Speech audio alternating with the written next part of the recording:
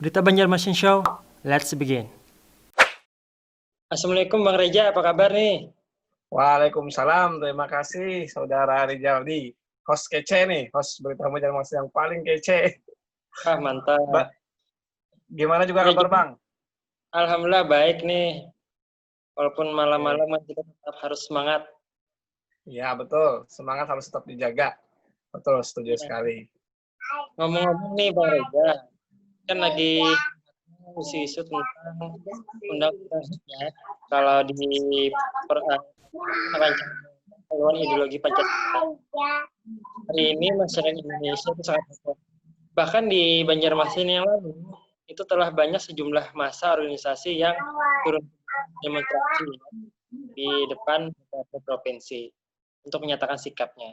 Dan bahkan di tingkat nasional sendiri juga banyak terjadi perdebatan nih antara yang mengusungkan RUU HIP ini dengan yang menolak RUU HIP ini. Nah, itu mungkin bisa dijelaskan dulu Bang, karena Abang ini kan seorang pengamat pendidikan kewarganegaraan Pancasila. Jadi apa sih yang diperdebatkan di sana? Nah oke, sebelumnya ya, memang RUU HIP ini ketika pertama kali dicetuskan atau ketika pertama kali dilempar ke publik, isu pembahasan RUU HIP ini memang menuai polemik ya. Bahkan kalau kita boleh membagi, lebih banyak yang setuju atau tidak setuju, ya tentu lebih banyak yang tidak setuju. Nah, tapi kita terlebih dahulu harus melihat semangat apa yang ingin dibawa oleh anggota DPR sehingga anggota DPR berencana untuk membuat undang-undang ini. Ya, tentu semangat yang dibawa adalah untuk mengembalikan marwah dan untuk mengembalikan ruh Pancasila dalam kehidupan sehari-hari. Karena memang anggapan dari anggota DPR hari ini yang memiliki fungsi legislasi, Pancasila hari ini ya seolah-olah terpinggirkan oleh isu-isu yang lain atau terpinggirkan bahkan oleh ideologi-ideologi yang lain. Nah, sehingga semangat inilah yang mulanya dibawa atau semangat inilah yang mulanya diinisiasi oleh para anggota DPR ya tentunya. Namun, langkah atau mekanisme mewujudkan RUU ini yang kiranya perlu kita perdebatkan atau perlu kita permasalahkan. Kenapa? Nah, kalau saya melihat di masyarakat hari ini isu yang berkembang ya, ada apa sebetulnya sehingga RUU HIP ini dilarang? Saya mencoba untuk mengeneralisasikan ada 3 isu yang diangkat ya. Yang pertama itu adalah terkait dengan masalah isu hadirnya isu menjadikan Pancasila ini tidak sebagai dasar negara. Ketika Pancasila yang posisinya adalah sumber dari segala sumber hukum atau dalam bahasa konstitusinya ya state fundamental norm, dia adalah standar atau dasar negara atau sumber dari segala sumber hukum. Ketika dia mau diwujudkan di dalam undang-undang, ya, tentu ini ya hakikatnya adalah merendahkan derajat dari nilai Pancasila itu sendiri. Dan saya melihat ya, ini isu terkait dengan ini sama halnya ketika isu dulu waktu Pancasila dijadikan sebagai pilar ya. Walaupun para ahli hukum tata negara sebagian itu mempertanyakan Pancasila itu bukan pilar, tapi Pancasila itu adalah dasar yang kedudukannya lebih penting, yang kedudukannya lebih vital dibandingkan dengan pilar-pilar yang lain. Nah, itu hal yang pertama. Hal yang kedua, terkait masalah mengenai substansi isi dari pasal-pasal RUU HIP itu sendiri. Walaupun kalau kita coba untuk telisik, banyak sebetulnya pasal-pasal yang bermasalah. Tapi kalau saya coba angkat ke permukaan ini, dan 2 pasal ini yang kiranya menjadi persoalan yang sering dipersoalkan, yakni muatan pasal 6 dan muatan pasal 7. Ya. Muatan pasal 6 itu kan memuat bahwa atau pasal 6 itu berisi bunyinya seperti ini. Sendi dari Pancasila itu adalah keadilan sosial. Nah, tentu secara makna atau kalau kita bahas secara filsafat, tentu ini ada kekeliruan. Karena ya Pancasila itu ya kedudukannya itu disusun berdasarkan dari makna yang paling tinggi ke makna yang paling rendah. Atau dari apa ya? Dari makna khusus ke makna yang umum. Sebetulnya basic atau dasar atau sumber dari Pancasila itu sendiri adalah sila pertama, ketuhanan yang Maha Esa. Kalau kita secara lihat secara arti makna yang terkandung di dalamnya. Tuhan itu kan disebut sebagai causa prima. Sila pertama itu disebut sebagai causa prima. Karena Tuhan itu penyebab segala sebab apapun yang ada di dunia. Nah, maka dari itu kan sila pertama itu adalah sendi sebetulnya, bukan sila kelima. Sila kelima, sila keadilan sosial itu adalah tujuan atau yang dicita-citakan oleh Pancasila. Bagaimana cara mewujudkan tujuan itu? Yang pertama adalah ya harus menjalankan sendi yang pertama, yakni ketuhanan yang Maha Esa. Ketika seluruh warga negara sudah melaksanakan sila pertama dengan baik, maka muncullah yang namanya nilai kemanusiaan dan juga nilai keberadaban. Nilai kemanusiaan dan keberadaban tidak bakal muncul apabila manusia hari ini tidak menjalankan nilai-nilai ketuhanan yang Maha Esa. Nah, persatuan juga begitu, tidak bakal muncul apabila ya antara manusia satu dengan manusia lain tidak memanusiakan, tidak saling menghormati. Antara manusia satu dengan manusia lain tidak beradab. Dan akhirnya persatuan Indonesia itu tidak bakal terwujud. Ya, makanya kan dalam bahasa filsafat itu disebutkan bahwa sila pertama itu menaungi sila 2, sila 3, sila 4, sila 5, ya kan? Sila 2 itu ternaungi oleh sila 1, menaungi sila 3, sila 4 dan sila 5. Itu kalau dibahas dari nilai-nilai filsafat yang terdapat di dalam nilai-nilai Pancasila itu sendiri. Kemudian pasal 7. Nah, pasal 7 ini memuat ya adanya pernyataan yang mengatakan bahwasanya Pancasila itu bisa diperas menjadi Trisila dan bisa diperas lagi menjadi Ekasila. Kita teringat dengan pidato. Sangat hangat ini. Nah, ya betul, itu tadi. Itu yang menjadi isu perdebatan ya akhirnya. Nah, padahal ini seperti yang kita ketahui dalam kacamata histori, dalam perspektif sejarah, ini bunyi pasal ini adalah bunyi Pancasila yang ditawarkan oleh Bung Karno ketika tanggal 1 Juni 1945 yang hari ini diperingati sebagai hari lahir Pancasila. Ya. Sebetulnya isi Pancasila itu sudah final ketika tanggal 18 Agustus 1945. Dan perlu digarisbawahi, Bung Karno itu tidak memaksakan pendapat itu untuk dijadikan sebagai dasar negara. Tapi Bung Karno pada tanggal 1 Juni itu hanya menawarkan, ini loh gagasan saya. Nah, dan gagasan Bung Karno juga tidak diterima mutlak oleh sidang BPUPK yang ke-1 maupun 2 ketika itu ya. Karena sidang BPUPK yang pertama itu menghasilkan yang namanya atau setelah sidang BPUPK yang pertama, panitia 9 itu menghasilkan yang namanya Piagam Jakarta.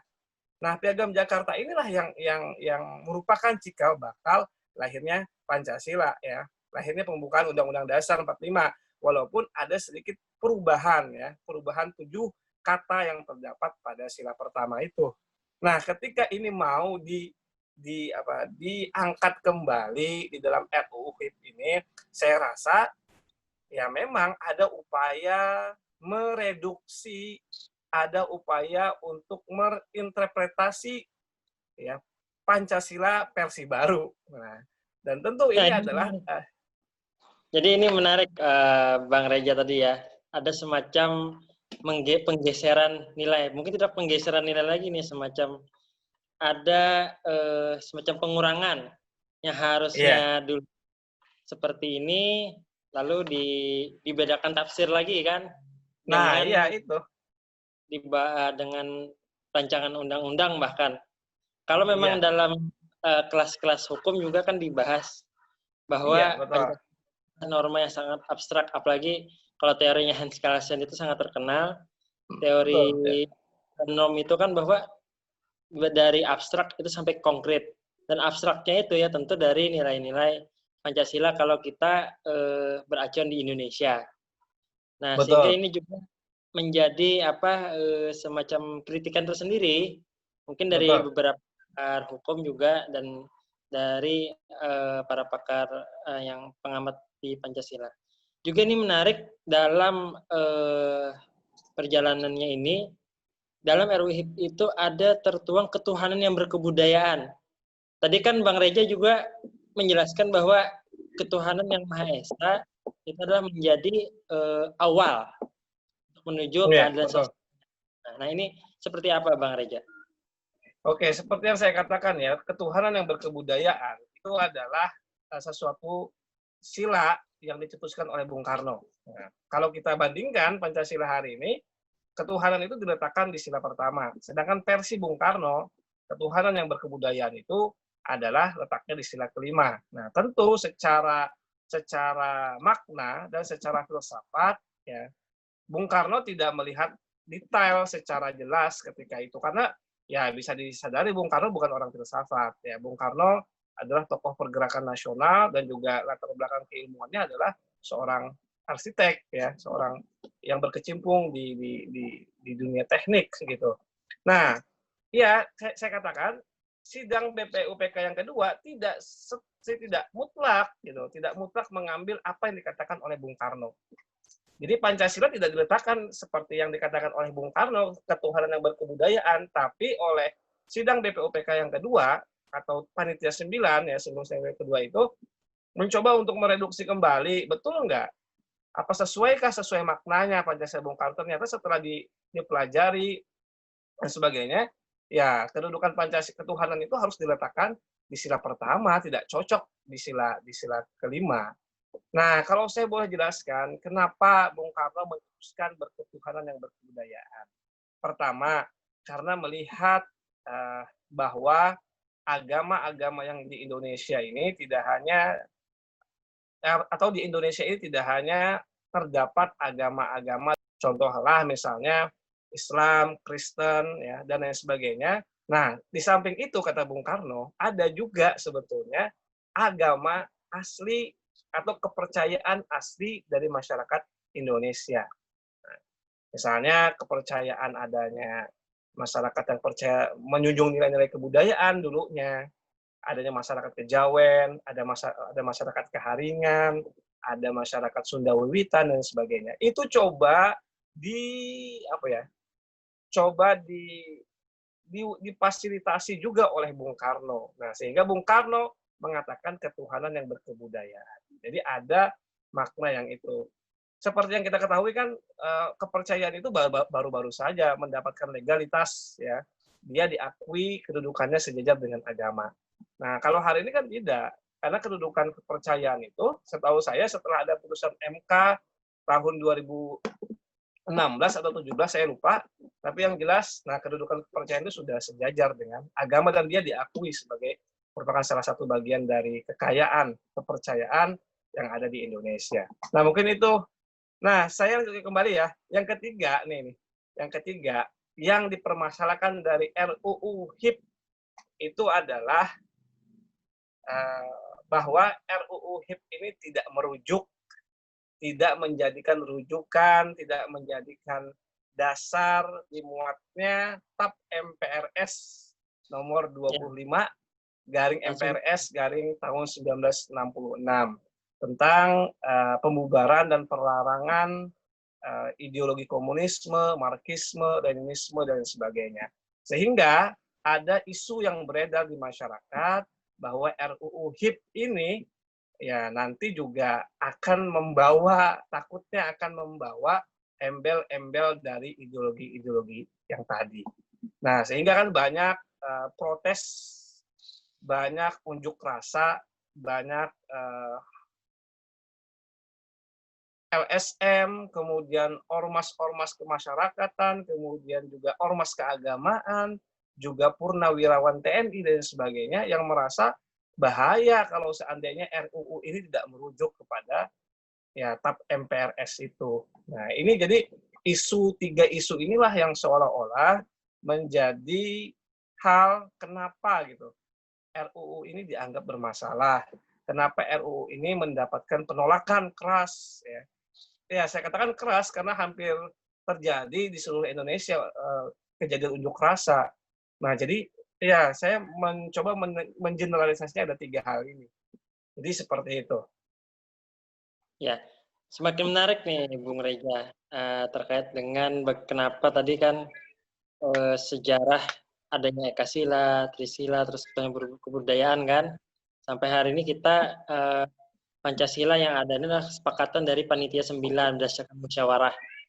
Walaupun tadi ada kehendak Bung Karno, pendapat Bung Karno yang tidak semuanya diterima kan, tapi berdasarkan musyawarah dan lahirlah Pancasila yang ada sekarang.